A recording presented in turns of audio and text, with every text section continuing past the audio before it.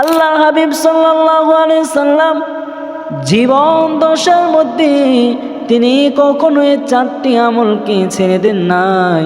হযরতে সাইয়্যিদুনা হাফসা রাদিয়াল্লাহু তাআলা আনহা হতে বর্ণিত, আল্লাহর হাবিব সাল্লাল্লাহু আলাইহি সাল্লাম কখনো এই চারটি আমলকে তিনি ছেড়ে দিতেন না। চারটি আমল হলো, এক নম্বরে আল্লাহর হাবিব সাল্লাল্লাহু আলাইহি সাল্লাম যখন মাহে মুহররম মাস চলে আসতেন, আল্লাহ রাব্বুল আলামিনের মাস আসতেন, তখন আল্লাহর হাবিব সাল্লাল্লাহু আলাইহি সাল্লাম এই মুহররম মাসে তিনি রোজা রাখতেন। এই রোজা আল্লাহর হাবিব কখনো বাদ দিতেন না। দুই নাম্বার হলো আল্লাহর হাবিব সাল্লাল্লাহু আলাইহি সাল্লাম দুই নম্বরে যখন জিলহজ মাস আসতেন, জিলহজ মাসে আল্লাহর হাবিব 1 থেকে 9 তারিখ পর্যন্ত রোজা রাখতেন এবং বেশি বেশি করে আমল করতেন। এই জিলহজ মাসের আমলগুলো আল্লাহ পাক রব্বুল আলামিনের কাছে খুব প্রিয়। এই কারণে আল্লাহর হাবিব সাল্লাল্লাহু আলাইহি সাল্লাম এই মাসে জিলহজ মাসের 1 থেকে 9 তারিখ পর্যন্ত তিনি রোজা রাখতেন। দুই নাম্বার হলো আল্লাহর হাবিব সাল্লাল্লাহু আলাইহি সাল্লাম হযরতে সাইয়্যিদুনা হাফসা রাদিয়াল্লাহু তাআলা আনহা বলেন, আল্লাহর হাবিব 3 নম্বরে তিনি এই আমলটি বাদ দিতেন না।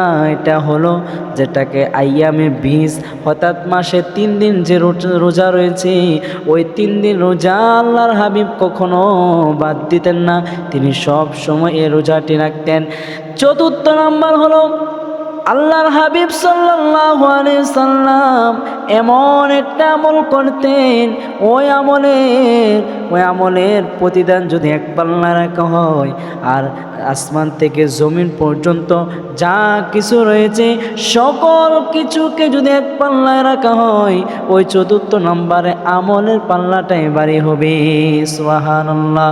চতুর্থ নাম্বার হলো এই আমলটি ফজরের 2 রাকাত সুন্নত নামাজ কখনো তিনি বাদ দিতেন না।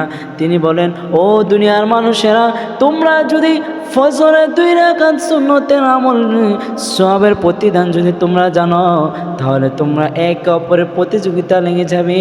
তোমরা এই ফজরের 2 রাকাত সুন্নত আমল তোমরা বাদ দিও না।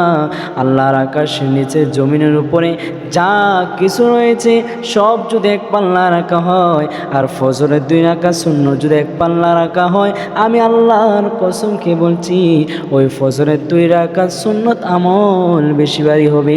সুবহান।